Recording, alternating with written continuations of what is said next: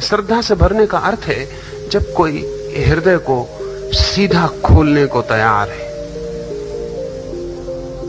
अभी साइकोलॉजिस्ट या साइकोएनालिस्ट क्या कर रहे हैं? वो इतना ही कर रहे हैं। एक मरीज पे 3 साल तक साइकोएनालिसिस चलती है। कोच पे लिटाया है मरीज को, घंटों हजारों घंटों उससे चर्चा होती है। मरीज कहता जाता है, चिकित्सक सुनता जाता है। किस लिए? वो सिर्फ इसलिए कि कहते कहते कहते कहते मरीज बुद्धि की ऊपरी बातें थोड़े दिन में चुक जाएंगी, तब वो भीतर की बातें कहना शुरू कर देता है। फिर वो भी चुक जाती हैं तो और आंतरिक बातें कहने लगता, ओपनिंग हो जाती। वर्ष भर निरंतर चिकित्सक के पास कहते कहते कहते कहते वो आंतरिक चीजों को बाहर निकालने लगता है। और जब चिकित्सक देखता है कि अब वो चीजें बाहर निकलने लगी जो बहुत गहरी हैं, तब वक्त आया, ये आदमी सजेस्टिबल हुआ, इसको अब कोई सुझाव डाला जा सकता है। अब इसके भीतर का दरवाजा खुल गया। अब इसके भीतर कोई बीज डाल दिया जाए तो वृक्ष बन जाएगा। समझ का अर्थ है आपके भीतरी तल तक पहुंच जाए कोई बात, लेकिन तर्क कभी ना पहुंचने देगा। और हम तर्क से ही समझना चाहते हैं, और तर्क ही उपद्रव है, वही पहरेदार है। वो कहता है पहले मुझे समझाओ, अगर मुझे समझाओ तो मैं मालिक से मिला दूं, और अगर मुझे नहीं समझा पाते हो तो मैं मालिक से क्या मिलाऊं। और फिर कठिनाई ये कि जब वो समझ जाता है तो वो समझता है समझ गए, मालिक हो गए। फिर वो देखता है समझ तो हो गई लेकिन कुछ हल नहीं होता, क्योंकि कोई जिसको हम बुद्धि कहते हैं उसके पास कोई भी शक्ति नहीं है। जिसको हम कहें कोई भी फोर्स टू एक्ट बुद्धि के पास नहीं है। और फोर्स टू एक्ट जो है, शक्ति काम करने की, वो बुद्धि के पीछे किसी और छिपे तल में है। इसलिए ये व्यवधान पड़ता है। तो अगर उस तक पहुंचना है तो फिर अगर नहीं पहुंचता सीधा, किसी को पहुंच जाता हो तब तो कोई सवाल नहीं। अगर नहीं पहुंचता सीधा तो पहले इस बुद्धि के पहरे को तोड़ने के लिए उपाय करने पड़ते हैं, कुछ ध्यान करना पड़े, इस बुद्धि के पहरे को तोड़ना पड़े। और ध्यान की कोई ऐसी प्रक्रिया उपयोग में लानी पड़े जो आपको निर्बुद्धि बना दे, इर्रेशनल बना दे।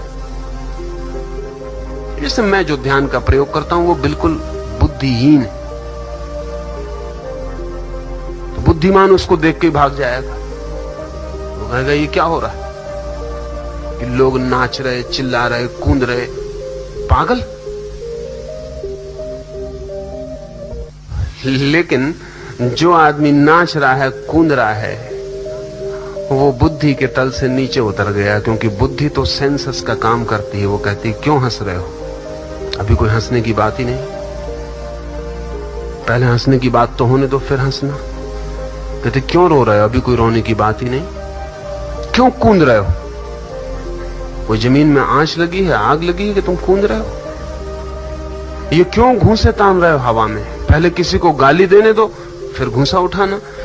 बुद्धि पूरे समय ये कह रही है कि जो तुम कर रहे हो वो तर्कयुक्त हो, लेकिन जिंदगी में कभी भी कुछ तर्कयुक्त किया है?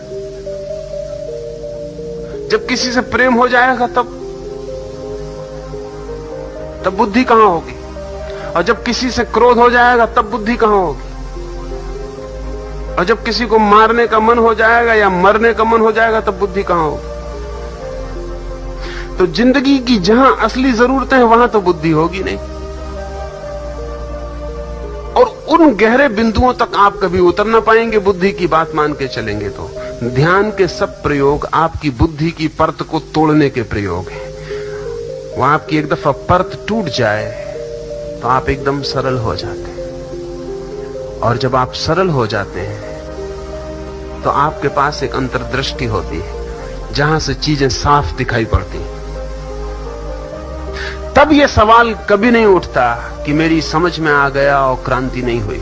समझ में आ जाना ही क्रांति है।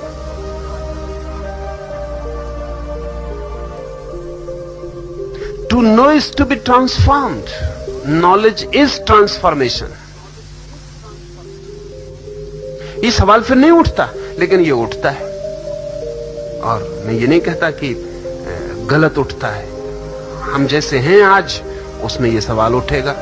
हम दो हिस्सों में बटे हुए हैं। जिस हिस्से से समझते हैं उसका कोई संबंध नहीं, उस हिस्से से जिससे करते हैं, करने का हिस्सा अलग, समझने का हिस्सा अलग। घर डिवाइडेड है, दो टुकड़ों में बटा हुआ है। जिसके हाथ में ताकत है करने की, वो समझने नहीं आता। जिसके हाथ में करने की कोई ताकत नहीं है, वो समझने आता है। इन दोनों के बीच कभी कोई मेल नहीं होता। अब इसमें क्या किया जाए? इसमें एक ही उपाय है कि आप इस समझने की जो परत है, इसको तोड़ के थोड़ा नासमझी की दुनिया में उतरे और थोड़ा नासमझ होके देखें।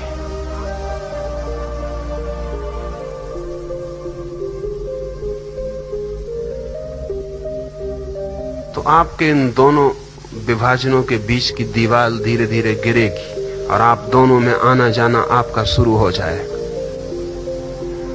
और तब आप इंटीग्रेटेड होंगे, इकट्ठे होंगे, एक होंगे। और वो जो एक आदमी है, वो जो भी समझ लेता है, वही उसकी जिंदगी में फलित हो जाता है। हम दो हैं,